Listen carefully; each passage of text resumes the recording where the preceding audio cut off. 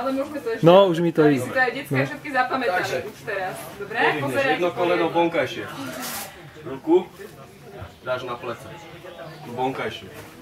Vnútornú dáš do pravého uhla.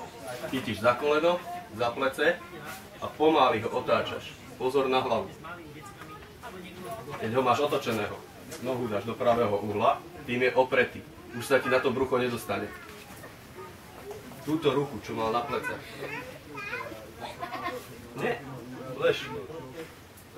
Prejdeš k hlave, mierne mu podvihneš bradu, ruku mu dáš pod tú bradu a mierne zakloníš. Tým bude mať voľné dýchacie cesty a bude sa mu dýchať. Keby náhodou zvracal, tak nezadusí sa. Ten obsah mu pôjde von.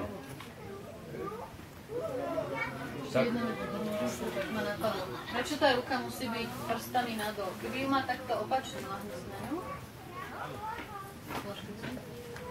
tak si pekne navráca do tej ruky a potom to celé vdýchne. Čiže nikdy nie opačne ruka, ale prstami nadol, aby to mohlo stýkať von. Dobre, lebo keď tam bude mať a náhodou začne zvrácať, tak sa nadýchne tých zvrátkov a udusí sa, čiže sme ho skôr usmrtili ako pomohli.